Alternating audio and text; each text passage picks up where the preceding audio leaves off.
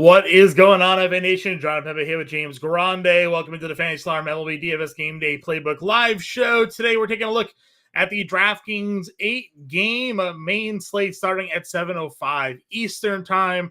A little bit of an awkward day for DFS here because DraftKings excluded the 6:40 start times, which is a rather large slate as well, while FanDuel actually went and combined the entire slate for a full slate. Generally, DraftKings has done the same, but they went to a 6-gamer and an 8-gamer. FanDuel did the full 14-gamer. So, again, if you guys have any questions on today's DraftKings or FanDuel slate, just throw it in the chat. We'll do our best to answer them for the early slate.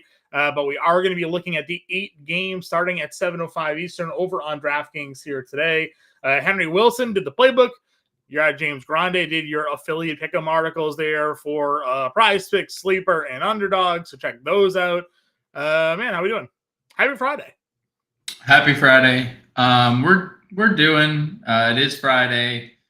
It is movie night here in the Grande household. So what's the movie? That is my 4.5-year-old son's pick tonight. So okay. Is it ever not his pick? No. It's always his pick, but TBD on the movie choice. Do you ever limit the movies that he's allowed? Like he just always picks I don't know, Cars. I don't even know if he's doing Cars or something like that, like just over and over again. Yeah, I mean we're trying to direct him into certain lanes, but no, as of right now. We're about to watch the same movie for the 5th Friday in a row. Sort of deal. I think we're gonna. As of right now, I think Inside Out. Is that what it's called? Okay, yeah. The second one, we watched Inside Out 1 last week. Hated every second of it, and so second one maybe tonight. But yeah, it's Friday. Interesting slate we have on tap. I'm much happier that it's 8 games and not 14 that it is over on FanDuel. That is true. I mean, listen, obviously the 14 games give us the advantage of a larger player pool.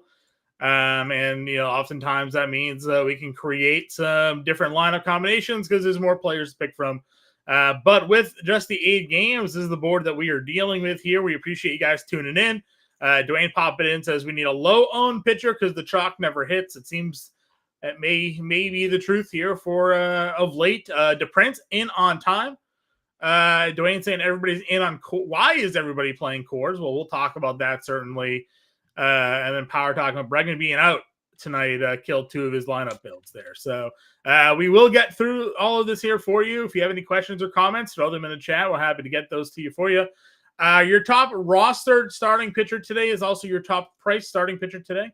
That is Spencer Schwellenbach here, which we kind of figured that would be the case when we did the preview show here. Coming off some really good strikeout performances, 7, 10, 11, and 8 over the last 4 games here. Gets a matchup against the Angels, where the Braves are favorites here tonight. They called, I haven't seen their lineup, but they called up this kid, Nico Cavadis. He was in the Red Sox farm system for a while, and they let him go in that trade for Luis Garcia. Big strikeout guy. Just struck out a ton at the minor league level. Hits a lot of home runs, but 35% strikeout rate sort of deal here. So that guy's in the lineup. Schwellenbach could really have himself a field day in this matchup. Yeah. On the ownership point, I still expect when we do get the final, when rosters lock, I still do expect Spencer Arrighetti to be number 1 because of price point, but I do love Schwellenbach as the best spend up of the day. I mean, the strikeouts have been there. The matchup is there. Has the best odds on the day to pick up a win. So everything points to Schwellenbach. There is no Angels lineup as of now. So we don't know what that's going to look like, but there's nothing unless Mike Trout, Prime Albert Pujols, and someone else walks through that door and is in their lineup. So I love Schwellenbach 98. Better 2x more than Corbin Burns or Garrett Crochet, because I saw the Corbin Burns ownership and I'm just so befuddled by it because it's not as if Boston has a bad lineup. They just can't pitch, and they got Casas back, who's batting 3rd, right? So it's like that lineup only has gotten better. And Casas was tearing it up at AAA too. It's not like his rehab was time and he was out there just swinging and missing. He was, he's making some good contact, extra base hits, home runs. So like he's in regular form, at least a rehab there. So dude, good Boston lineup is not just getting like Dom Smith 2.0 back. Like this is an elite perennial, like 162 game, 40 home run guy. Yeah, but that's what the expectations are, right? 30 and 100, middle of the lineup bat for the next decade, right? For Tristan Casas here. So I don't love the Burns price plus ownership. So I'm personally staying away. And the Arrighetti one's not too far off. You mentioned you think he'll be the highest roster guy. I mean, it's 0.3 right now of our most latest updates here. And I agree with you. I mean, building the lineup, looking at this, the pitchers on the slate, right? Nothing has really improved from what we discussed this morning. So on the preview show. So, we built our lineup, Schwellenbach and Arrighetti, and kind of moved forward here. Have you has anything else, like, as we've gone through the day, stuck out like, okay, maybe this play has more validity to it now than it did this morning? I mean, I think there's two in this range. I do understand the Manaea play. I also understand the fate of Manaea, right? We've talked about this a couple times against Miami. Miami's really good against right-handed pitching. That's where Jake Berger has been better. That's where Jonah Bride has been better specifically this year.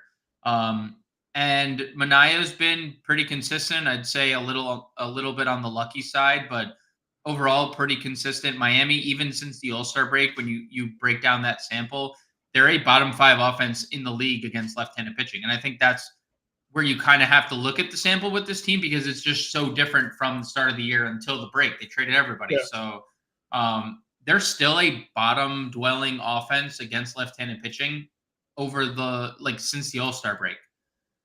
So I'm okay with Manaea. I don't love the price, but I understand it. And I do like Jose Soriano quite a bit. I mean, we've talked about Atlanta, and nothing has necessarily changed with Atlanta on their front, right? They are powerful. Obviously, Michael Harris. That is obviously an improvement. But so no Soler, Harrison. Still, they have the second highest strikeout rate over the last month against right-handed pitching, 26.5%. That's higher than Seattle, and we've talked about Seattle being the king of the strikeout this year. And they hit for a lot of power, over a 200 ISO, which ranks 4th in baseball. Also, Jose Soriano doesn't give up home runs. That's the kicker here, where if you're trying to lift the ball against a ground ball pitcher, it's going to be difficult, and you are not going to have fun against a guy coming off 11, 9, 5, 10, 8, 10, 8, 14, 15, 7, 7, 16, 8, 10, 13 ground ball outs over his last 15 starts, right? Like that guy just doesn't, dude, in his last 3 starts, Jose Soriano's allowed 2 fly ball outs. Yeah. In 3 starts. So if you're trying to, and not games that, I mean, one of them obviously he got rocked in, but he went 6 innings in the 2 other ones. So like, that's 18 outs. I'm just saying, like, there is definitely merit, and I tend to pitch these types of guys more than I do like a fly baller, because anytime you start talking about a guy like 40% fly ball rate who's kind of gotten lucky, it's like, well, at any point, if the home runs are coming, home runs are coming. When Jose Soriano hasn't allowed a home run in 6 games, I'm not saying he can't be beat. I'm not saying, I mean, he does have a multi-home run game allowed, but 6 straight games, no home runs, 2 fly ball outs in his last 3, and the strikeouts have been there. So other than Arrighetti and Schwellenbach, who's your chalk, I would say Manaea and Soriano I'd add to my player pool.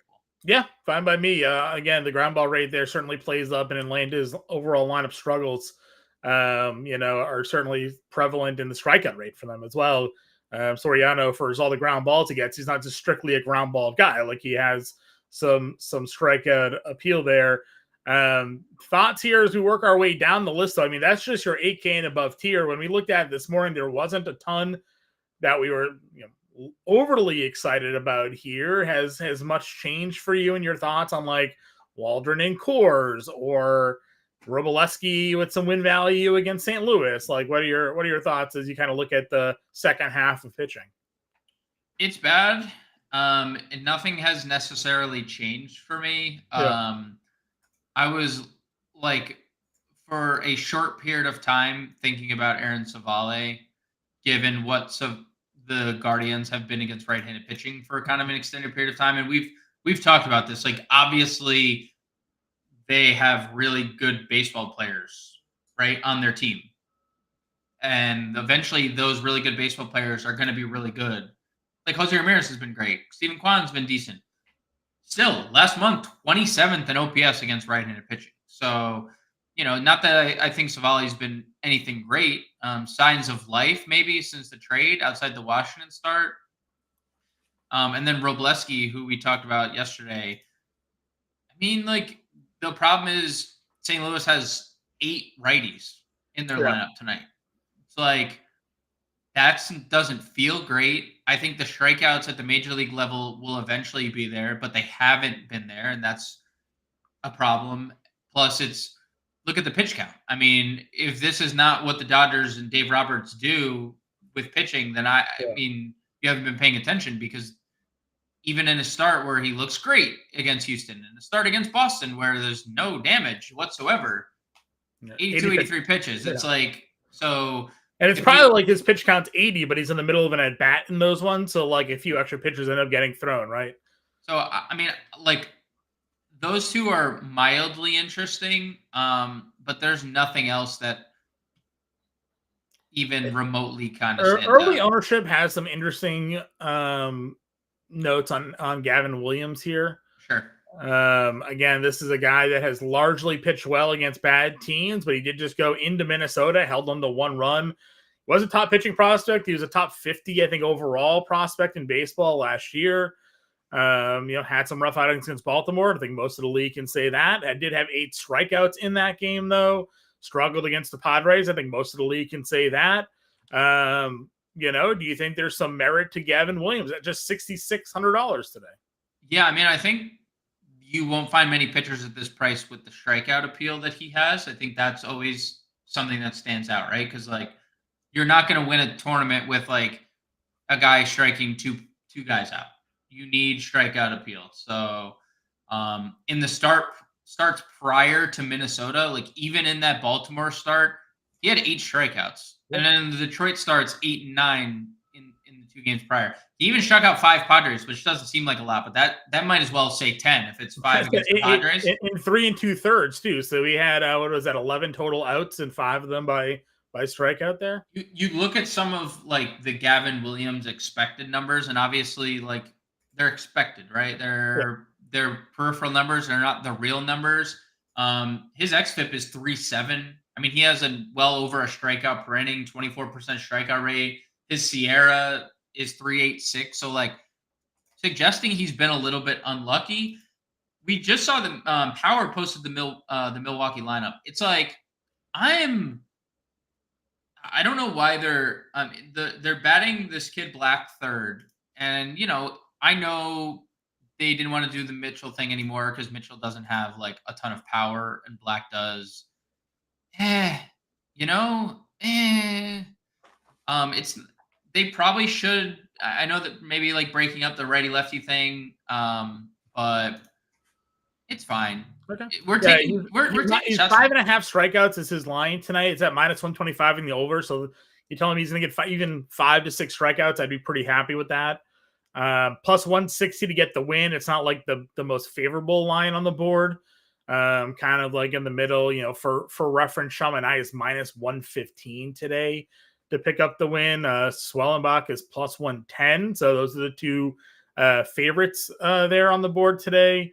Arrigetti's plus 135. So, it's not as if he's like this heavy favorite to pick up a win. Outs prop for him today is set at 15.5, and it's on the under, which is -150 on the under 15.5. So they're projecting like 5 innings, 5 Ks for Gavin Williams here today. So do with that as you will. He is $6,600. So can move on to there. A lot of Heaney love here. And I'm okay with it. because again, I know the strikeouts haven't necessarily been there, but we've seen throughout Andrew Heaney's career, Andrew Heaney has random big strikeout upside, right? Mm-hmm. Like he has always been a guy that can rack up strikeouts. You look at Minnesota the last month, there might be something here. They're 24th in OPS, 24th in WOBA, 24th in WRC plus. The power is obviously always there with Minnesota. I mean, 176 ISO, they're 14th in the league over that span. 23% strikeout rate does like lead you to believe there's like some higher than, I mean, because Heaney hasn't had more than 4 strikeouts in 5 straight outs. Yeah. And I mean, not the easiest spots like the Yankees, Houston, St. Louis, Toronto, Baltimore. That was his last like 5 games. Mm-hmm. Did have 10 strikeouts against Baltimore, did strike out 9 Mets. So we know like the ceiling is there. Another guy I would throw in that same bucket of like can strike people out, and where anything under Soriano is really just kind of a crapshoot. So yeah, I agree. And even more context, like obviously as you be specific about your sample sizes, you can make anything look good.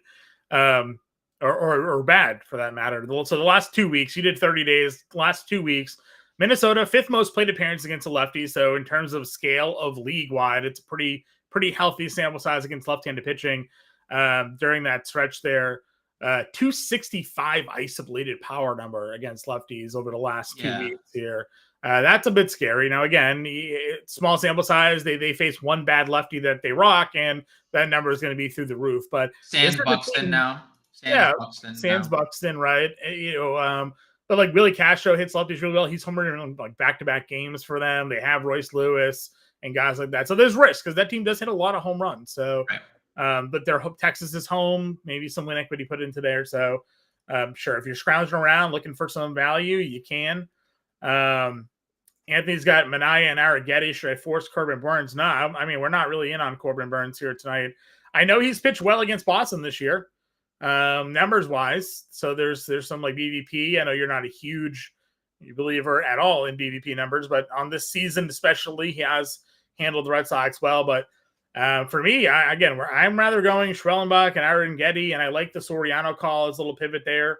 But then I don't know what I would honestly do for value. It's all kind of dart throws at that point. We mentioned a few names that we're comfortable with if you wanted to build some lineups around, but there's definitely a lot of inherited risk in those spots. Catcher, as we move along, we just got an Angels lineup there. He's hitting 4th. Dude, yeah, some high strikeout numbers for Nico there. I'm looking at this as large. Yeah, right. What's the actual number? Is it like 130 in 94 games? Yeah, 33, 37, 33, 37, 40 since he's been with Boston over the last 3 years. I mean, a lot of home runs, a lot of walks, a lot of strikeouts. This looks like I smell Adam Dunn written all over it. Honestly, it might be 33% strikeout rate, 17% walk rate, and 17 homers at AAA this year for Boston. 37% strikeout rate for the Angels post-trade for them. Again, when the Red Sox acquired him, had him up in their system, AA, and he had 40% strikeout rate with a 16% walk rate. I mean, that's over 50% of your bats ending in a strikeout or a walk. So that's insane. So again, this dude's big power, big swing and miss, very, looks for his pitch. So could have some increased strikeouts tonight in that matchup. All right, catcher. Are we in on Houston here? I mean, Garrett Crochet has been largely terrible. Yeah. And I would say, like, there's also something to be said about Houston where what if Crochet continues to be limited? Then you get the White Sox bullpen. It's not just Crochet. Like, that's also paired with... Yeah, let's say the Padres. Yeah. Yeah, this is not game over in the 5th. Like, this is game on after the 5th. So we have like very bad bullpens on today's slate. Like why Baltimore I think is going to be really popular because like after Criswell, including Criswell, like Boston's bullpen has been terrible. Well, the White Sox have been So the White Sox are the same, and their starting pitcher who was great, kind of like their starting center fielder seemingly just doesn't care because he thought he was big enough to get traded and make these demands after half of a season that he's pitched, Yeah. right? So yeah, I think that there's merit. I mean, you talked about it, 3.02 ERA pre All-Star break, and it's only a 13 inning sample, but 8.78 post All-Star break ERA. Opponents hitting 328 with a 449 WOBA. He allowed 10 home runs in 107 innings before the break, 6 and 13. So yeah, I mean, if you want to play some Yennier Diaz at $4,600, I have no issues getting there. So, and Anthony brings up Contreras. You can always play either Contreras brother. Well, I mean, I think they're probably a little too expensive on tonight's slate, but like you can always be contrarian in specific spots, and catcher is spending up a catcher is always a contrarian decision. Yeah, I agree. The Red Sox tonight they're starting Brennan Bernardino has been pretty bad. Just as an opener, you might go 1 or 2 innings, and they're probably hoping to get 4 out of Criswell just to get like the middle innings out of the way. But I mean, it's some certain issues there. You want to work your way down. You have Jeffers versus Heaney at $4,200. We are hoping for Christian Vasquez. Did not get Christian Vasquez, so big sad for the value. You do have Caratini hitting 5th tonight for Houston as well, though. They're double catching. So if you wanted to still get exposure to that lineup and spend down, Caratini is probably the option for us here. 318, 899 OPS over the last 10 for Victor Caratini here. So I certainly would not be opposed to this play. That's your punt. I mean, even if you're not even like in on Astros, you could just play Caratini for sub 3K in the middle of a lineup, right? Yeah. Hitting small sample 333 against lefties this year. So I think that's a surefire play. I also do have some mild interest, and I'm going to continue to say it. Francisco Alvarez is just a better hitter than what he has shown lately. Yeah. And I know Munoz has been better against righties, but Francisco Alvarez for his entire career has been better against righties. So I think there's a lot of I think we had a question early about the Mets. I love the Mets today. So I do think Alvarez at 3,500 makes a ton of sense in a Mets stack as a one-off at catcher, because he's also like, he only has 5 home runs this year. If he plays 130, 140 games, if he's in that like 25 homers ballpark, he's hitting 25 to 30 home runs in a year. And that's like, that's top 3 at the catcher position. So you're getting him at 35 because he's struggling, but this is a great home run spot against Frederick. Agreed. And obviously there's always Coors Field. If you wanted to take some shots there, you can. They let go Elias Diaz, which I thought was a little surprising. They're going Jacob Stallings here at $3,800 against Waldron, and then we'll either see Higashioka just came out right now. So we'll see Higashioka in there against Quantrill. First base. Ohtani and Freeman get the Michaelis matchup here, $68 and $5,300. I was laughing today. Obviously, you and I are in the same fantasy baseball league. You go look at like the PR 15 totals, and Ohtani's at like a 9. He's probably the only guy that can be at a 9 while hitting 170 over his last 15 games, because he has 5 homers and 7 stolen bases over the last 15 there. So the numbers aren't overall great, but the counting stats have been fantastic for Ohtani.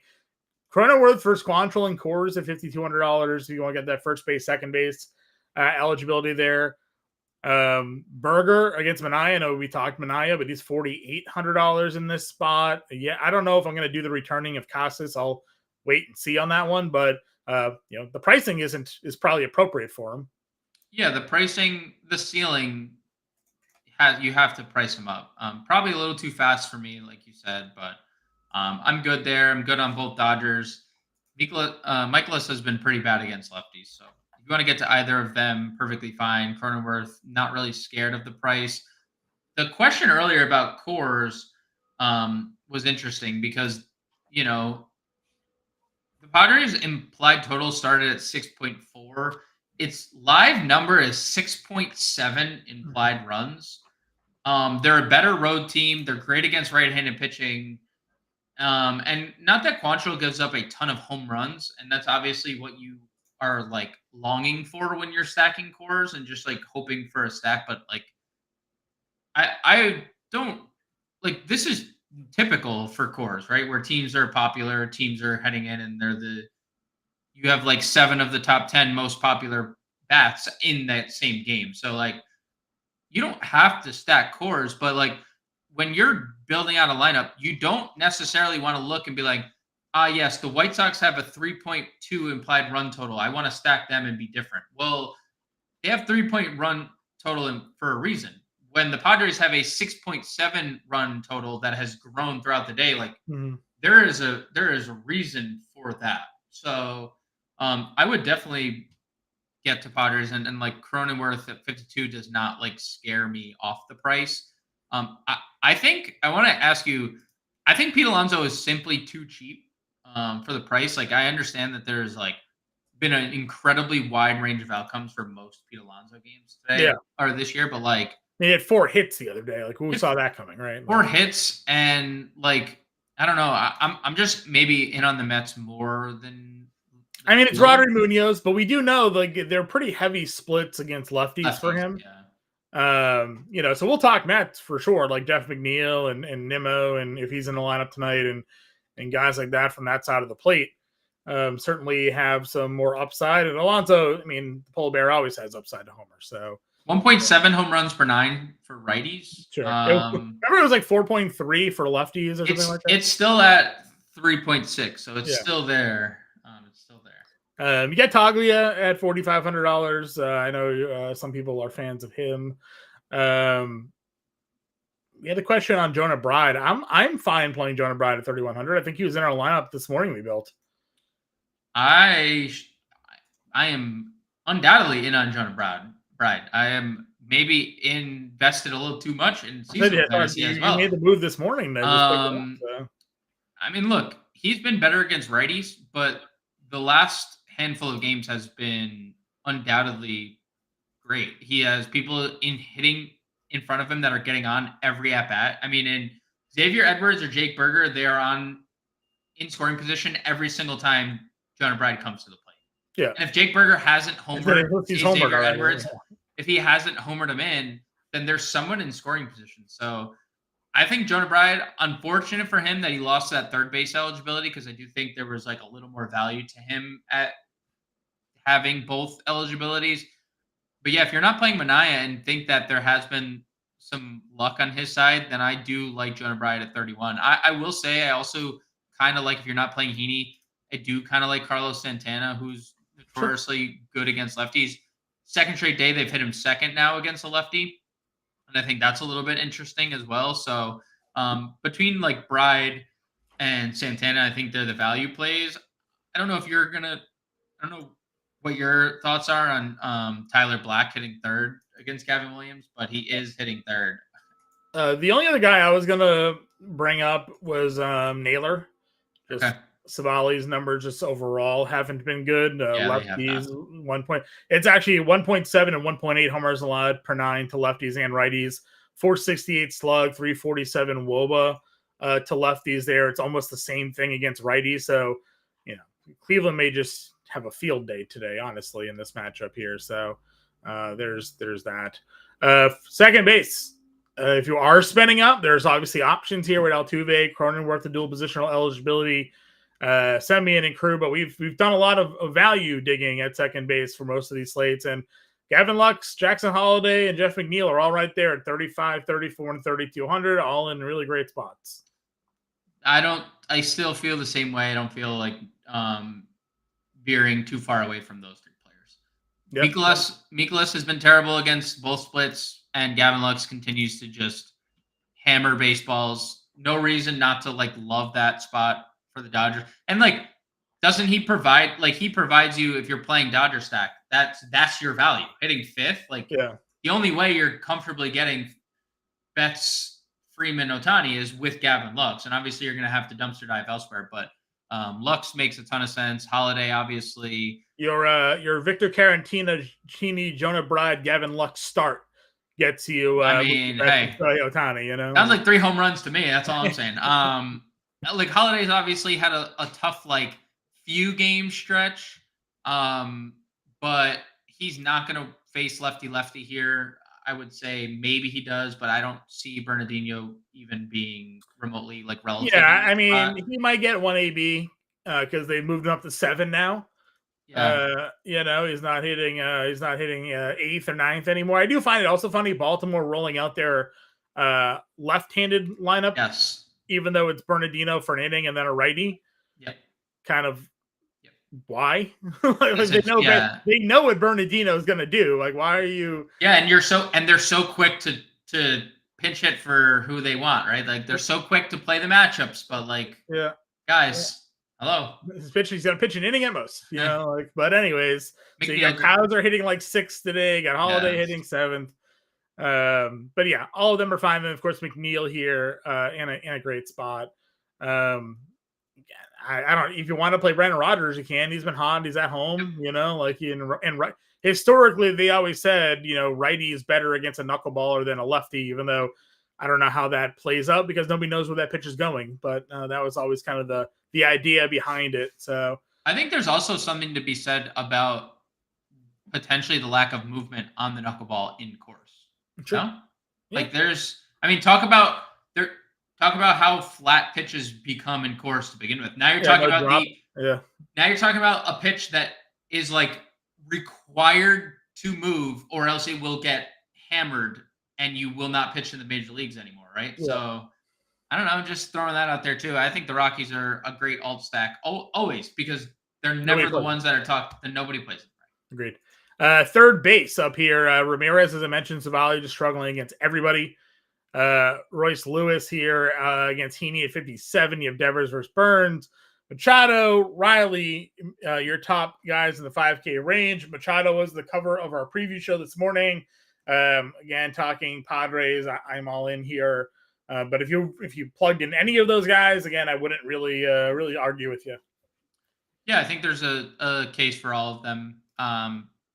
Riley being my least favorite, but not going to discredit a guy who's probably going to end up with 30 home runs again this year. After his wildly slow start to the year. Yes, wildly slow start. Still going to play 130 games and hit 30 home runs again. Yep. Chris, we just kind of like slowly touched upon that. Like, it's in course. Any pitcher in course is always going to have some inherited risk of getting blown up. So as bad as Colorado's been this year at home, or at some of the players have been at home, that's fine. McMahon is there, $4,900. Berger, we've discussed.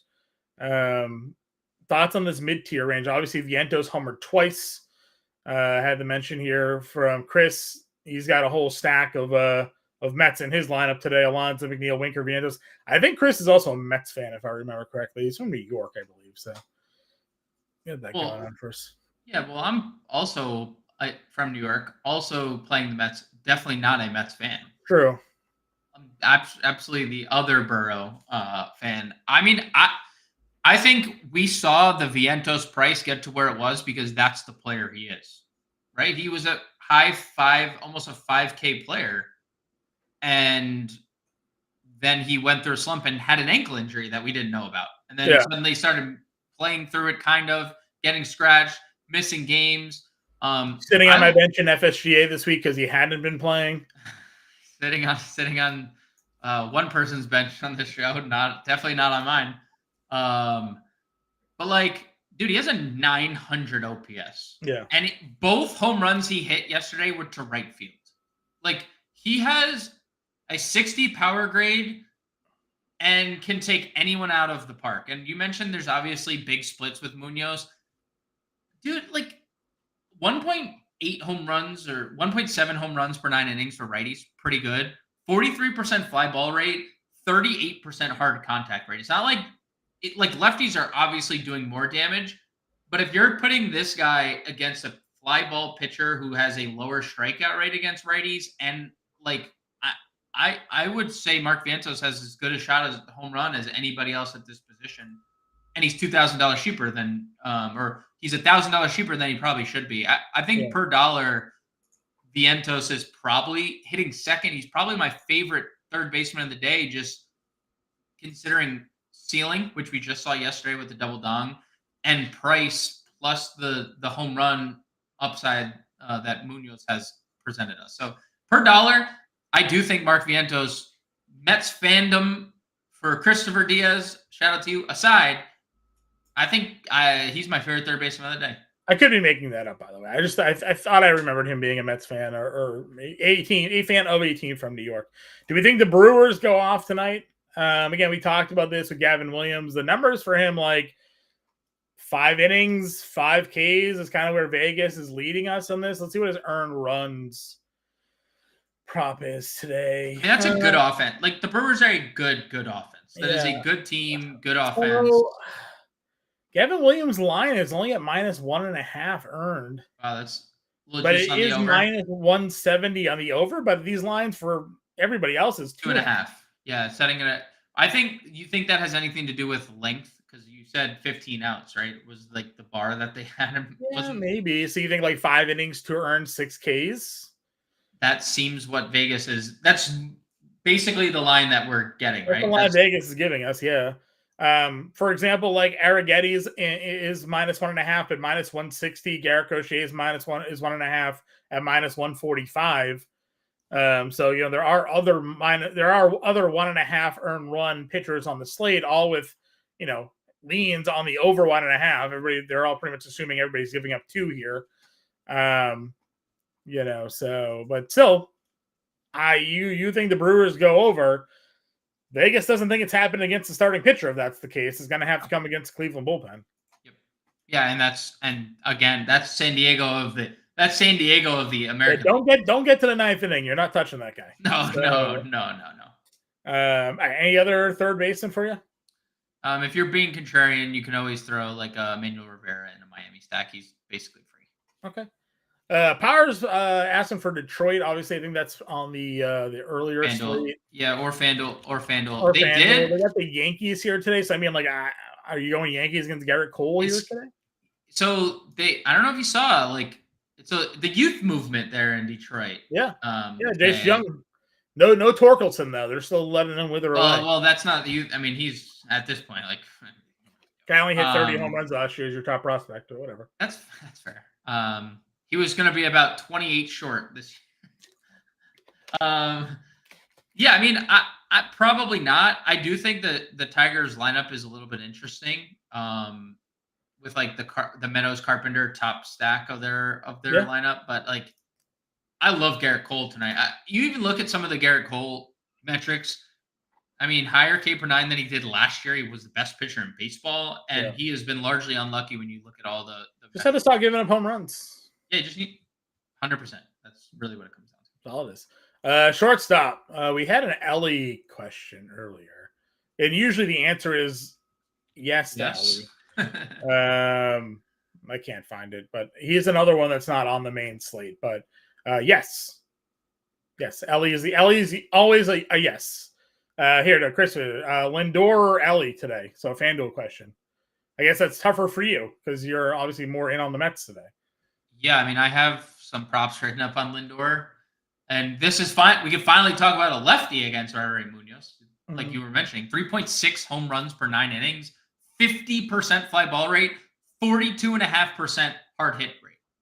I mean, those are astronomical numbers. And you actually look at Lindor, has been better against righties. And historically, that's not been the case. Not been the case, no. Not been the case. Has been really, really good. I think Lindor has easily been one of the most underrated players in baseball this year. I think the average maybe skews things, but I think 53 extra base hits, all the runs, RBIs at the leadoff spot, stolen bases. Yeah, he's going to be 30-30 by the end of the year. 30, probably. I mean, 130, 30, 80? Yeah. Right? Like, it's probably 85? Like conservatively, like I mean, maybe come in a little under the homers. I don't know if he hits 7 the rest of the way, but I think he's live for multiple tonight with 3.6 home runs per 9 innings. Ellie's got the Michael Lorenzen matchup in Cincinnati today, so I actually love that spot. I wrote up Michael Lorenzen over 2.5 earned runs tonight. He's been dreadful against righties and lefties All-Star break. So I guess like if the price doesn't matter, Ellie. But if you're playing, you've been also talking about a Mets stack, right, Christopher? Like, I think the better approach, if you're not stacking Cincinnati, like Lindor fits your Mets stack perfectly. Agreed. Again, and you can play any of these guys. Betts, Gunnar, Seager, Tovar, even like knock yourself out. I pick your stack, insert shortstop here, and go. If you're doing a one-off though, Lindor is definitely one of our guys here tonight. Same thing for me with Willie Adames, $4,500 home versus righty. Again, all numbers aside for Gavin Williams here, Adames just absolutely rakes in these spots. Pena's hitting cleanup tonight. Wynn leading off, both at $4,400, and they're favorable splits against lefties here, so that's fine. And you've liked Arcia in the past. Off him tonight with Soriano. Okay. No, I am not playing him tonight. This is not a position I have cared to spend down at. Sure. Outfield then. A lot of options. Thankfully, it's only 8 games here on DraftKings, so we'll be talking about 14 teams and 3 to 4 outfielders per team. We'd be here all day. Who are your favorites 5K and up outfielders today? I mean, for sure, obviously Ohtani, Mookie. That's, I think, we talked about both of them. You could play Jordan if you want. That's great. He's hitting second tonight. I think that's with the Bregman being out thing. I think anytime you get your best player more at bats is an ideal situation to have. So, like Jordan, I'm being on Brenton Doyle. We've talked about this all year. Brenton Doyle at home has been, the numbers get better for Brenton Doyle at home. Like, they have gotten better since we started talking about him. Almost to 950 OPS. So I love Doyle. I'm okay with Santander always. I think Profar and Merrill are both obviously going to be pretty popular plays. Yeah. So those would probably. I'd also honestly be okay with Teoscar. If you're playing Dodgers, like, it's probably virtually impossible to get Ohtani, Betts, Freeman. Almost impossible. I think to save off of one of the two highest, Ohtani and Betts. Like, Teoscar's been really good lately, and Michaelis has been bad against both splits. So I do like Teoscar hitting fourth as well. Yeah, 100% fine by me here. Again, just getting exposure to that matchup. I'm also giving all Baltimore plays here. Again, Red Sox pitching has been pretty poor. Yeah. Nimmo hitting third tonight. We talked about the lefties in that spot there. Mid 4Ks and under. Chorio. Weiler Reyes continues to be hot. I know it's Corbin Burns here, but he's $4,200 if you want to chase some power. What else are you looking at? I just hate that they pinch hit him. I hate it. I don't understand. I know. Doesn't really make any sense. Homer in back-to-back days, and they pinch hit him. I know they not in that first Texas game, but they pinch hit him in the second one. Yeah. Actually, maybe they did pinch hit him in that extra innings game. They might have pinched hit him there too. Yeah. I mean, I like Abreu when he's in there. I just want him to be in there. Nothing else really in this mid 4K range. Like, I'm good with Adolis and Chorio for just ceilings because both have been great. Under, though, like, Winker hitting sixth, I think is interesting. And then, like, Tommy Pham, how good he's been against lefties at 36. They're hitting him third tonight. I think that's really interesting. David Peralta, you and I talked about him last night. Yeah. David Peralta is like one of the best values of the day. Even if you don't aren't totally invested in Coors Field tonight, which, it's hard to get to with how highly priced San Diego is. David Peralta hitting 400 at 3,400 just feels criminally low, and probably should be the most popular play on that team. So hard for me to pass up on a 3,400 Peralta with how well he's playing right now. Agreed. You mentioned $3,400 Peralta. I mean, you got Eloy at 33, hitting sixth. Big fan of that. Yeah. Anybody under 3K? I mean, you have the Margot leading off thing at 3,100 if you want to do that. Derek Hill has a lot of power. I know he's playing for his 12th team this year, but he does have a lot of power. He's hitting fifth for Miami. I think Miami is a very interesting alt stack. You have Jordan Walker, who, we have to think eventually he's going to hit the baseball. He's hitting seventh tonight against Robleski. That's a little bit interesting. But there's nothing else really worth talking about down here. Yeah, I agree with you here. Would it be crazy to stack Marlins and attack the Mets? No. I don't think that's crazy. I think they provide They're like perfect for your Dodgers or Padres pairings, right? Because they're so expensive. Like Dodgers are so expensive, Padres are so expensive. Probably your Baltimore stacks they work with. Like they're a good pairing with like Jonah Bride and Yeah. with Berger and with how cheap Derek Hill is and with how cheap Xavier Edwards. I mean, Xavier Edwards priced appropriately now, but like they're a very nice cheap pairing with whoever your top stack is. Agreed. Then thoughts on Jake Cave, Cave, whatever it is, versus Waldron here. We're fine with that. Jake Cave, yeah. Yeah, I mean he's been good, dude. He's been really good. I have no issues getting to Colorado. None. Again, nobody plays Colorado. They're just gonna ignore him like they do every slate, and just stack. Yeah, well, It is Patrick Corbin Day for those playing the early DraftKings or FanDuel main slate today. So yeah, Philly scored 13 against the lefty yesterday. Encore today is going to be much of the same. all right, so we're plugging in Arrighetti. Do you want Soriano or Schwellenbach as your SP2? I mean, Schwellenbach is obviously the better play. I guess it just comes down to where we end up with salary, right? Like, I think Peralta, spend down at second base, Victor Carantini, right? Those are three immediate spends that we can look at and be like, I like these plays. You do Bride? You can, for sure. Right. And that gives us 45, basically 100 a play. You liked Lindor at short. Vientos. Yeah, I mean, just stack the top two Mets for sure. Okay, and so you could do Nimmo if you wanted to, but we have a spend down at second that you liked as well. So, right, I mean, you play Gavin Lux, or you play McNeil, or you play Holiday. One of the three. I mean, I definitely kind of want to get some O's here. I mean, Boston's pitching is obviously.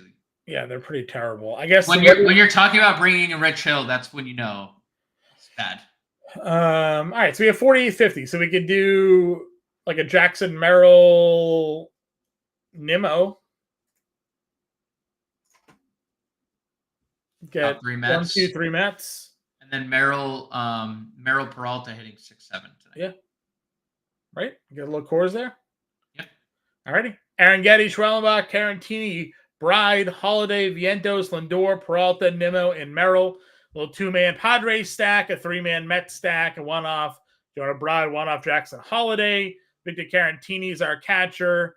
Yeah, we like these spots here. Do they price Judge high so not everybody will use him? Nope. They price him high because he is good. I mean, he is having a better season than he did when he hit 62 home runs. Yeah. Better. I mean, in a sense, sure. They price him high, so it is difficult to build a monster stacked lineup around him because you run out of money. Like, do you want to play Judge Soto? Well, that's all your salary. After money, yeah.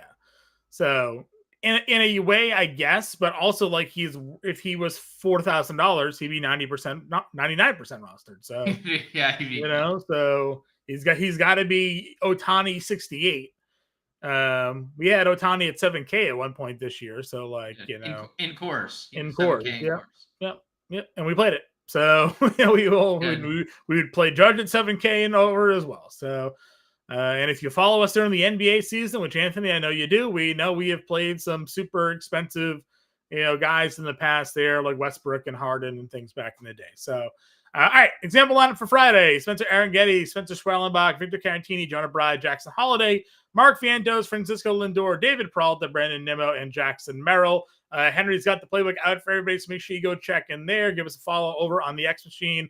And if you're not yet a member of the Fantasy Alarm family, honestly, right now is the most optimal time to become a member if you're not already. You can scan that QR code right there. Go to fantasyalarm.com/win, promo code Let's Go. You get that first month for less than $20, and that gives you access to all of our premium content, which means if you look a month ahead, September 16th is about 2 weeks into the NFL season, which means you get the first 2 weeks of the NFL DFS content as part of your all-pro first month there that you get for $20. And you get your Fantasy Alarm draft guide and cheat sheet for those of you who haven't drafted yet. I know many. have fantasy football drafts tonight or over the weekend, you get your draft guide and your cheat sheet included. The cheat sheet was updated this morning with brand new rankings to adjust for some player movement, injuries, and whatnot. So it's all up to date. It's all there, and it's all live right now. You get that first month for less than $20. fantasytime.com/win. Promo code Let's Go. Scan that QR code. Come join the family. Test us out for our NFL DFS stuff for the first couple of weeks. You won't regret it. You won't leave. A couple of years ago, actually, I think it was week 3, we had a millionaire. Millionaire Mike took down the FanDuel $5 milli contest with a single bullet lineup. Bought himself a boat. You can hear it all about over that over the course. We got the sound bite somewhere over at Fantasy Alarm, so you can even hear him talk about it if you don't believe us. So become a member of the Fantasy Alarm family today. NBA season's coming around the corner too. So get excited, get hyped. Till then, we'll be back on Monday. We'll catch you later.